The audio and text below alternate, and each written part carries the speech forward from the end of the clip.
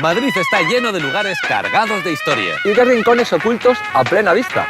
Y alguien tenía que contarlo. Soy Lorenzo Gallardo. Soy David Botello. Y esto es El Punto sobre la Historia.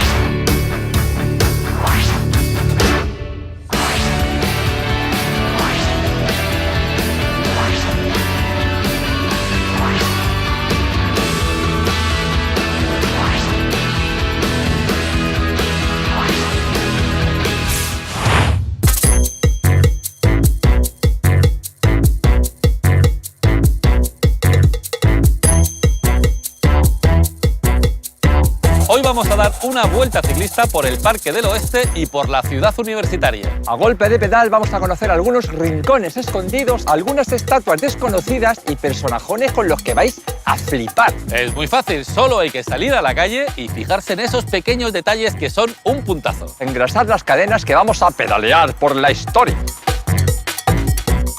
La historia es un punto.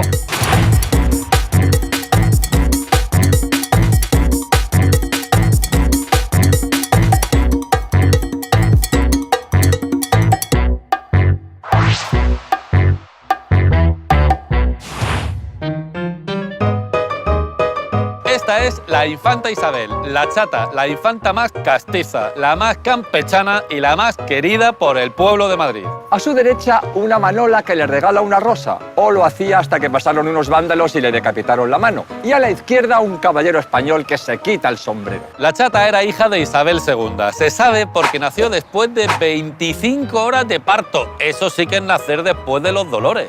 Lo que no está tan claro es quién fue su padre. Siempre se dijo que era José Ruiz de Arana, el pollo Arana. Por eso, antes de ser la chata, la llamaron la Araneja. A los 17 añitos casaron a la chata con el primo Cayetano, un gafe de mucho cuidado. ¡Lagarto, lagarto! Se pasaron 4 meses de luna de miel ahí, living la vida loca. Y durante su viaje estalló la gloriosa revolución. Cayetano, el gafe, se vino corriendo a España para defender la monarquía. Dicen que se pasó todo el rato gritando ¡Viva mi suegra! Los expertos aún no se han puesto de acuerdo en la responsabilidad de Cayetano, el gafe, en la caída de Isabel II. Poco después, Cayetano, el gafe, se suicidó con todo éxito. Dejó a la chata en el exilio, descompuesta y sin marido. Pero sin gafe. Con la restauración de Alfonso XII, la chata volvió a ser princesa de Asturias. Decía que había que ganarse el respeto del pueblo trabajando. Así se convirtió en toda una manola de sangre azul. Su agenda era un no parar de actos oficiales. Le encantaba mezclarse con el pueblo en público, aunque en privado, según dicen, se quejaba de sus gritos, de sus modales y de sus olores. Estuvo a puntito de ser reina de España. Cuando a su hermano, Alfonso XII, le dio por morirse tan jovenzuelo, María Cristina II estaba recién embarazada. María Cristina y la chata no se podían ni ver.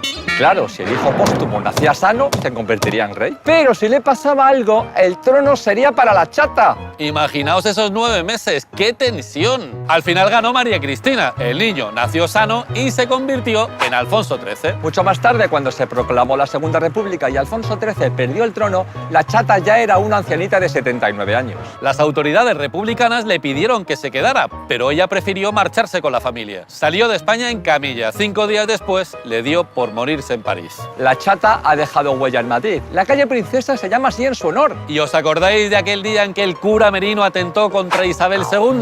Pues la infanta a la que llevaba en brazos era precisamente la chata. Recuperada del susto, la reina pidió que en recuerdo del atentado se construyera un hospital que llevara la palabra princesa en su nombre. El Hospital de la Princesa. ¿Cómo te quedas? ¡Ay, todo loco! La historia es un punto.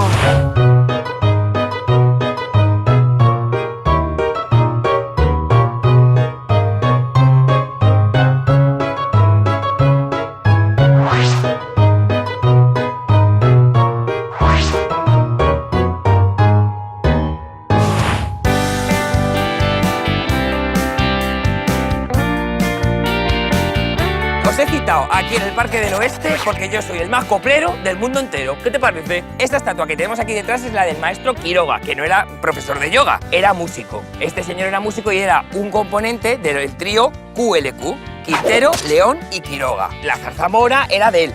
¿Qué tendrá la zarzamora que a todas horas llora, que llora por los rincones? Y Esa es de este señor. Esta es de este señor y la que canta la pantoja de yo soy esa. Y tú la de el pena, penita, pena, ¿qué tal? Pena, penita, pebebenau. Pebebenau. El faraón te va a llamar.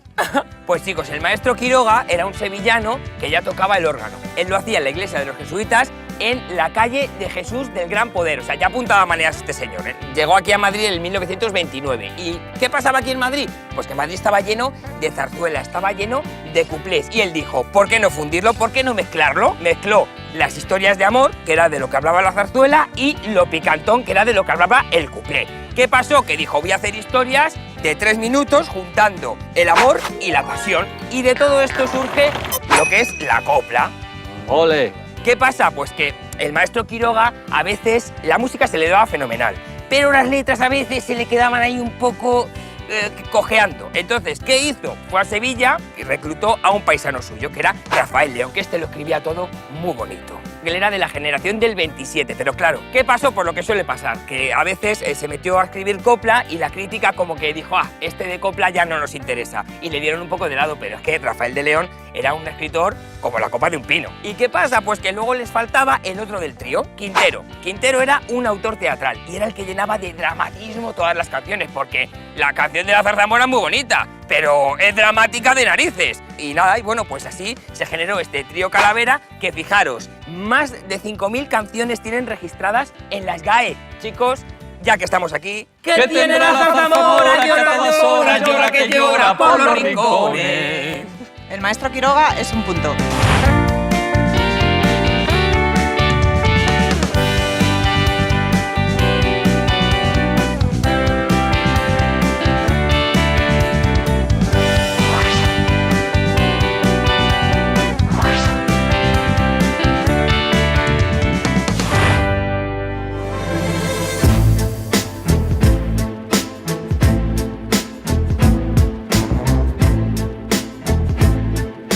Este señor tan cariacontecido y tan abollado fue todo un conquistador.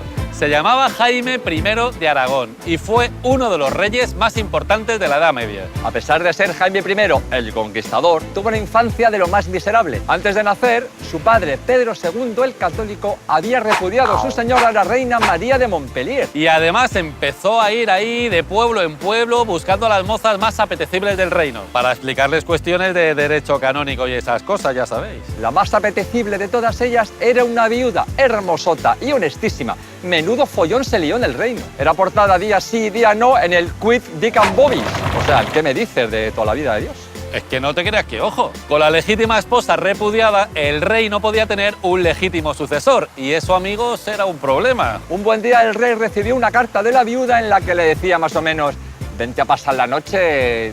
Sí, eso. Eso sí, la viuda puso una condición, que el encuentro fuese a oscuras. Y el rey dijo, oye, cómo mola tu rollo, ¿no? Y por supuesto fue de cabeza. Lo que no sabía era que la que estaba esperando a oscuras no era la viudita, sino la reina, su señora, María, que las dos habían conchabao. Cuando el rey y la reina acabaron la faena, se encendieron las antorchas y ahí aparecieron los testigos que, como mandan los cánones medievales, pues dieron fe de todo el asunto. Tenemos la cara del rey en aquel preciso instante.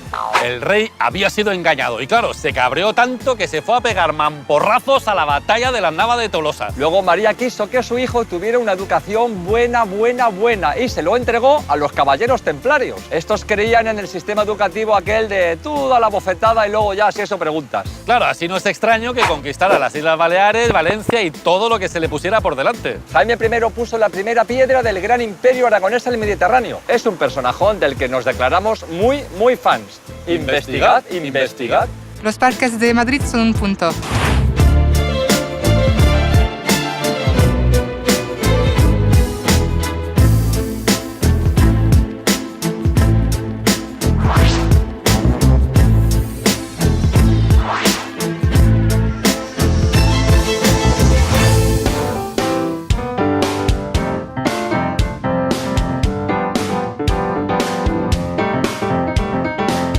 señor que lleva al hombro una imagen de la Virgen de Guadalupe pinchada en una lanza es Miguel Hidalgo y Costilla, uno de los padres de la patria de México. Hidalgo era el cura de la ciudad de Dolores, en México, y estaba hasta las narices del virrey de turno, que era tirando bastante malo y que maltrataba por igual tanto a campesinos como a indios. Un día de mucho cabreo se subió al púlpito y soltó un sermón incendiario que ha pasado a la historia como el grito de Dolores. Con aquel grito, Hidalgo consiguió que el pueblo de Dolores se levantara para que Fernando VII quitara al virrey malo y pusiera en su lugar a un virrey mejor. Lo que pasa es que se le fue de las manos. Sin comerlo ni beberlo, lo que empezó siendo una revuelta contra un político se convirtió en un grito de libertad y acabó como el Rosario de la Aurora. La cosa se fue calentando. Los mexicanos dijeron que ya que se ponían a echar al virrey, a lo mejor era buena idea echar también al rey y a todos los españoles. Mientras España estaba liada con la guerra de la independencia contra los franceses, los mexicanos tenían su propia guerra de la independencia contra los españoles. Por supuesto, los españoles no se quedaron quietos, se armaron hasta los dientes, se defendieron como pudieron y se fueron a detener al cura Hidalgo. Como era cura, le arrancaron el hábito, le cortaron el pelo y le rasparon las manos para que no pudiera bendecir. ¡Hala! ¡Ya se le podía fusilar! Le sentaron en una silla. Se negó a que le vendaran los ojos, perdonó a los que le iban a fusilar y dijo: la mano derecha que pondré sobre mi pecho será, hijos míos, el blanco seguro al que habéis de disparar. Tras su ejecución, el cura Hidalgo se convirtió en un héroe y en un mártir, y su grito de Dolores se convirtió en el grito de guerra de la nueva nación. Pues que viva la Virgen de Guadalupe Y abajo el mal gobierno. Madrid es un punto.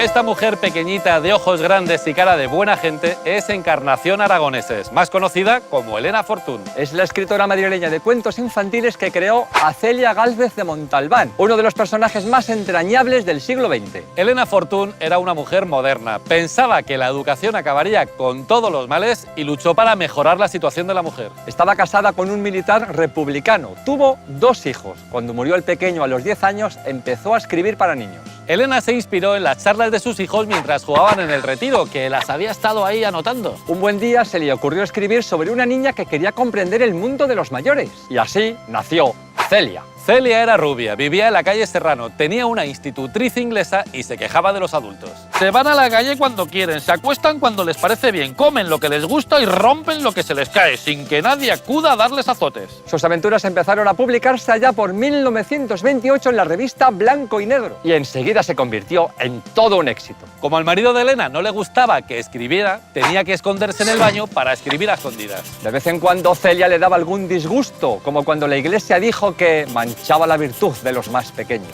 Y entonces estalló la guerra civil. La familia de Elena se partió en 2. Su marido y su hijo huyeron a Francia. Más tarde, Elena se marchó con ellos al exilio. Su marido se suicidó de arriba abajo y ella se pasó una temporada del exilio voluntario a Madrid y de Madrid al exilio voluntario. Celia creció y vivió lo mismo que Elena. Juntas intentaron entender la vida y la España de Alfonso XIII, la República, la Guerra Civil, el exilio y la posguerra. Celia y Elena se dieron cuenta de que no encajaban en ninguna parte. La guerra había trazado una raya en el suelo y había obligado a todo el mundo a colocarse en un lado o en el otro. Elena estaba en el medio, como la mayoría de los españoles. No terminaba de sentirse cómoda en ninguno de los dos lados. Formaba parte de eso que se llama la Tercera España. Al final decidió venir a Madrid y morir sola y tranquila a sus 66 años. Encarnación Aragonese se convirtió para siempre en Elena Fortún y se hizo inmortal. Il punto sulla storia.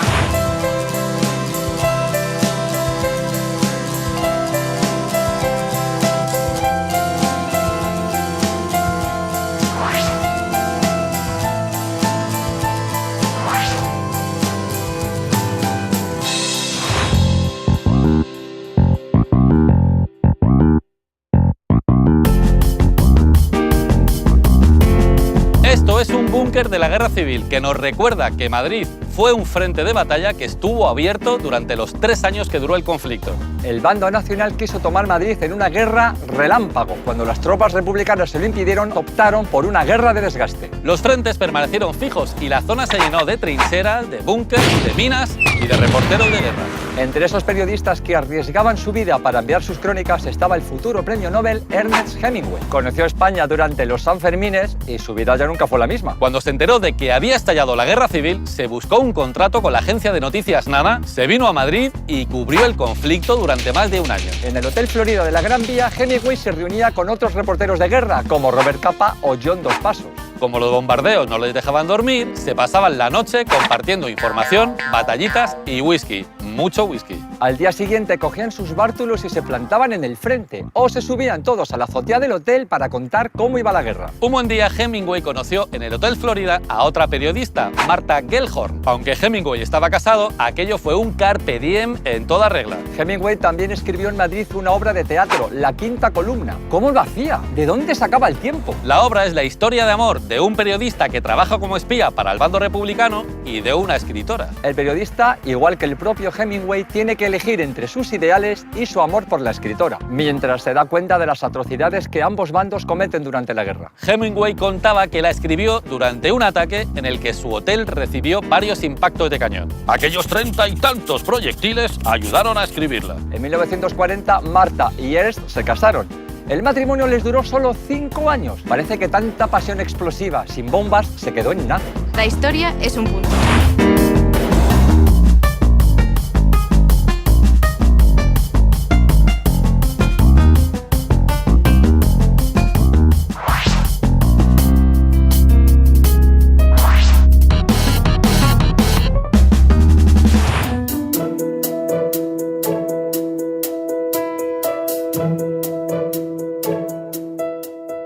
Os he traído aquí al rincón de Miguel Hernández en Madrid, que es un sitio que muy poca gente conoce, pero tiene una historia maravillosa. Miguel Hernández, que era hijo de un cabrero, y el padre no quería que escribiera, ni que leyese, ni que leches. Entonces el chaval se escapaba a leer y empezó a escribir, y cuando el padre le pillaba, zapatilla. Escribió un libro y en un encuentro de poetas, donde estaba Lorca, se leyó un poema de Miguel Hernández y Lorca dijo, esto está muy bien.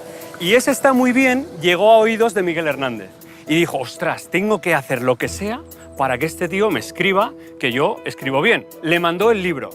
Lorca ni le contestó. Le mandó una carta, que ¿por qué no me contesta? Y entonces Lorca ya se vino un poco como diciendo, esto tengo que pararlo, y le vino a decir algo así como que, chaval, espérate, que esto es una cosa larga y aquí yo he tardado en triunfar y tú no me vas a pasar ahora ni por la derecha ni por la izquierda. Y ahí empezó el duelo entre Miguel Hernández y Lorca porque Miguel Hernández le replicó y lo puso a parir.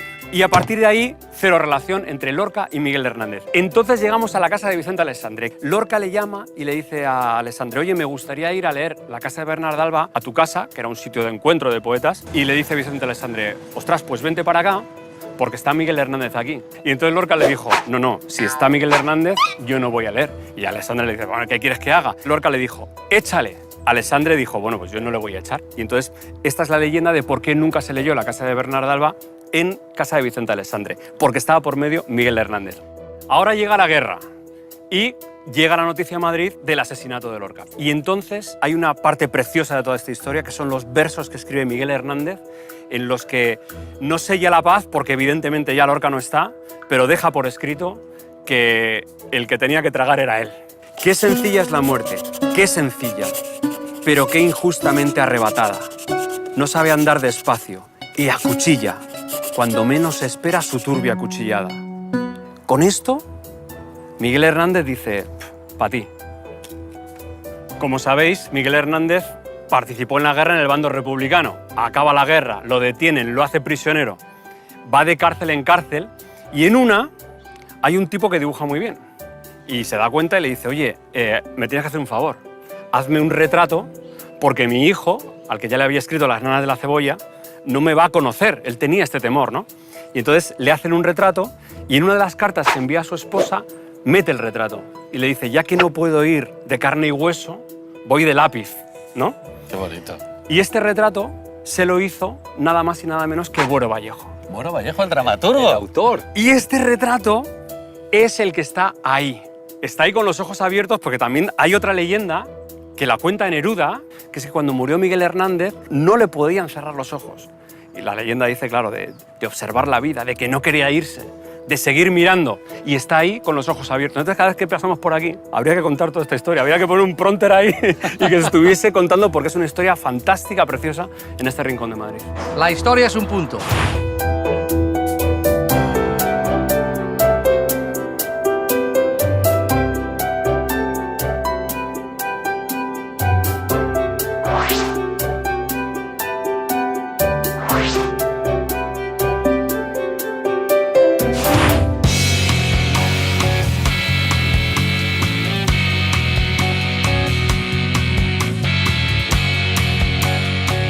Esta señora sentada, de pelo corto, libraco y toga, es Concepción Arenal, escritora, pensadora y feminista del siglo XIX. Desafiando las costumbres y las leyes de la época, se disfrazó de zagal para colarse como oyente en la universidad. Se cortó el pelo, se puso levita y sombrero de copa y remató el conjunto con una capa que todo lo tapa. Consiguió terminar la carrera de Derecho, se casó y empezó a escribir artículos para un periódico que firmaba su marido. Cuando enviudó, el director del periódico le permitió seguir escribiendo. Eso sí, le pagaba la mitad y no le permitía firmar. Su trabajo no duró mucho. Cuando salió una ley que obligaba a los periódicos a firmar los artículos de opinión, la despidieron.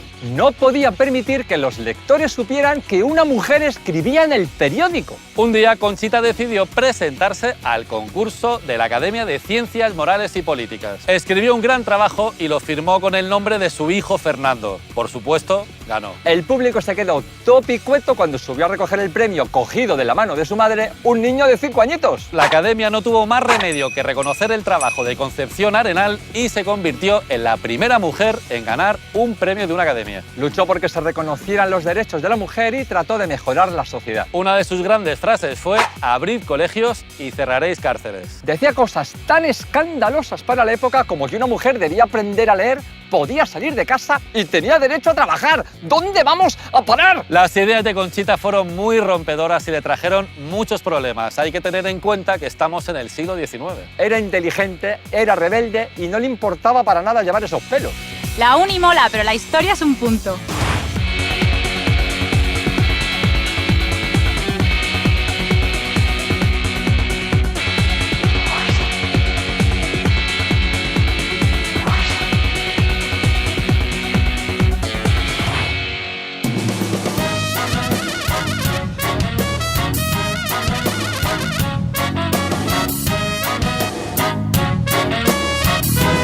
Estas son las huellas del PCC-20, el último tranvía que circuló por Madrid. Pasó por aquí camino de la ciudad universitaria y fue visto por última vez a finales de los años 60. Montar en este tranvía lleno de estudiantes podía convertirse en una aventura de alto riesgo. Los estudiantes, que siempre han sido unos jachondos, tenían un jueguecito de partirse la caja. Cuando el tranvía pasaba por este puente, empezaban a moverse todos a la vez. Si gritaban ¡Pepe!, se movían hacia adelante, hacia atrás.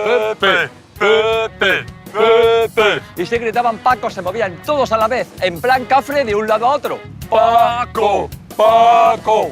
¡Paco! Y estaban ahí Paco y Pepe, Pepe y Paco todo el día hasta que el cable se salía, el tranvía se paraba y el conductor tenía que salirse, subirse al techo del tranvía y arreglarlo todo para que pudiesen seguir la marcha. Se llama Puente de Eduardo Torroja, que es el ingeniero que diseñó las infraestructuras de toda la ciudad universitaria. Se convirtió en Marqués de Torroja a título póstumo, pero lo que mola de verdad es que es el abuelo de Ana Torroja, la cantante. Bueno, ahora entiendo que su grupo se llamara Mecano, si es que lo había mamado.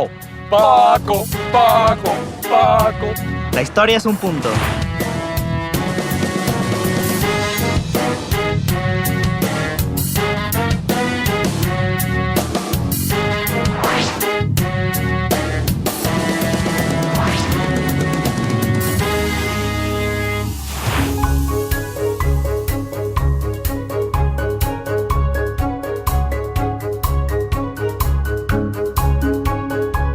Este portalón tan medieval es lo que queda de la antigua fachada del Hospital de la Concepción de Nuestra Señora, más conocido como el Hospital de la Latina. Lo fundó Beatriz Galindo, la Latina, en tiempos de los Reyes Católicos, y se cree que el diseño original es de un tal Hassam, arquitecto hispano-musulmán. Cuando se ensanchó la calle de Toledo, hubo que tirar el hospital. Por suerte, a alguien se le ocurrió hacer cortapega con la puerta y guardarla en un trastero. Ahora, te digo una cosa, lo de los muebles desmontables vale, pero trozos de edificios es excesivo, al final siempre acaba sobrando una pieza. Un buen día, algún otro pensó que igual era buena idea quitarle el polvo a la puerta, sacarla del almacén y ponerla en algún sitio para que se viera. A otro alguien más le pareció fenomenal poner los restos de la puerta en una pared de ladrillo y se la trajo aquí, a la Escuela Superior de Arquitectura, si es que es de cajón. Les quedó tan pintona que se ha imitado, se ha copiado tal cual y ha inspirado a un montón de arquitectos. Hay reproducciones de esta puerta hasta en las grandes mansiones de Palm Beach, ojo, cuidado. Txoka Goitia, uno de los arquitectos más importantes de Madrid, construyó esta torre para integrar la puerta en nuestra escuela.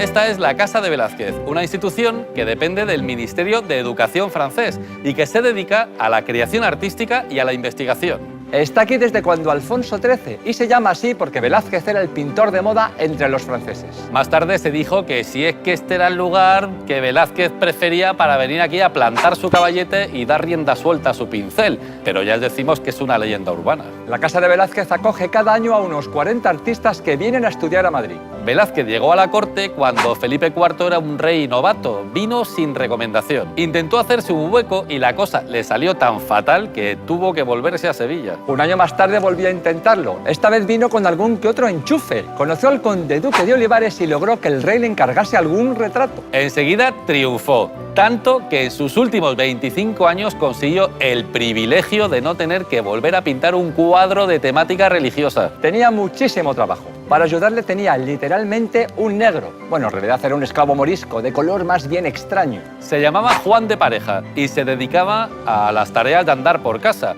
Preparar lienzo, limpiar pinceles, mezclar colores, las cositas. Lo que Velázquez no sabía es que a su negro le había dado por aprender a pintar. Juan le enseñó uno de sus cuadros. A Velázquez le gustó tanto que se emocionó y le dijo: ¡hala, ya eres libre! Pero antes de liberarle, Velázquez le hizo un retrato. Cuando se expuso, todo el mundo decía que los otros cuadros parecían pinturas, pero el retrato de Juan de Pareja parecía de verdad de la buena. Al final, Juan de Pareja ha acabado triunfando en Nueva York. Su retrato es una de las joyas del Metropolitan. Por razones como esta, Velázquez siempre ha tenido un hueco entre los mejores artistas de la historia de la pintura. Esperemos que a los inquilinos de la casa de Velázquez se les pegue algo de su talento.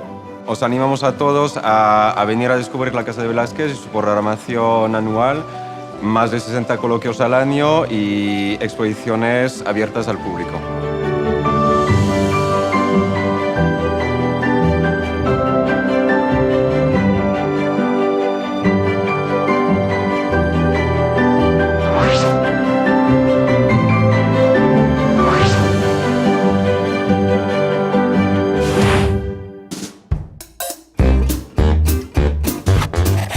Aquí porque me parece un sitio muy interesante en la vida de Camilo José.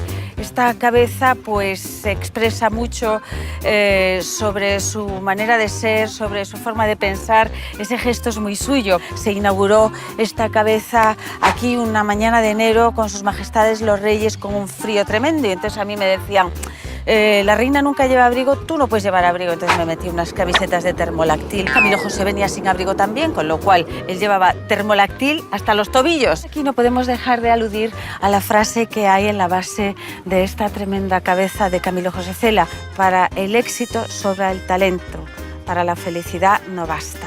¿Qué quiso decir con esto? Que él estuvo muchos años de su vida dedicado a conseguir el éxito y de hecho lo consiguió. Lo que pasa es que llegó un momento que dijo que se había olvidado de ser feliz. Creo que es un homenaje muy bonito que se le hizo a Camilo José por parte de dos facultades, la de Derecho, ¿verdad? Él empezó a estudiar Derecho nunca llegó a terminarlo y entonces asistía como oyente en la Facultad de Filosofía en las clases de Pedro Salinas.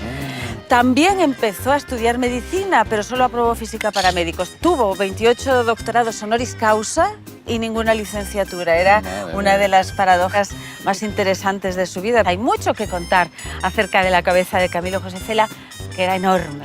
Fijaros que cuando fuimos a Estocolmo para recoger el premio Nobel, encargó un sombrero y el sombrerero no daba crédito del tamaño de su cabeza, de la circunferencia, ¿verdad?, del perímetro de su cráneo. Un día estábamos los dos bromeando, resbaló y se cayó de espaldas dándose con el occipital en el suelo, un suelo de mármol, cuidado. Él decía bromeando que había roto una loseta. Esto no era del todo cierto, pero vamos a dejarlo así, que si no ne vero, è ben trovato. Entonces fuimos a hacer el escáner a la mañana siguiente a primerísima hora y los que manejaban la máquina del escáner se echaron a reír.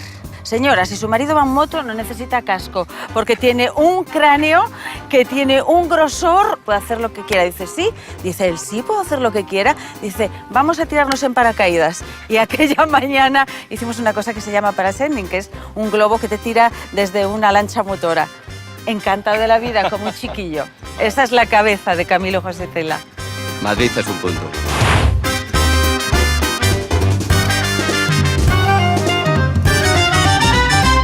Pues esto, punteras y punteros, no da para más. Como estas natillas que se te han acabado y ya cogen la tapa, que está así un poquito por dentro, lames y al final ya es que no queda nada, que sabe a papel plata. Pues eso. Pues os esperamos en la próxima ruta del Punto sobre la Historia, aquí, en Telemadrid. Es que al final, de verdad, es una desesperación, porque el lame dice, y arrebáñase con el dedo y no sale nada. Dice, ¿habrá otra en el frigorífico? No hay. Voy a bajar a estas horas al chino, está cerrado. Esto es un sin Dios. La historia es un punto, el punto sobre la historia. Este es uno de los puntos más bonitos de Santiago de Chile. Así que desde aquí os mando un beso muy grande a todo el equipo del Punto sobre la Historia.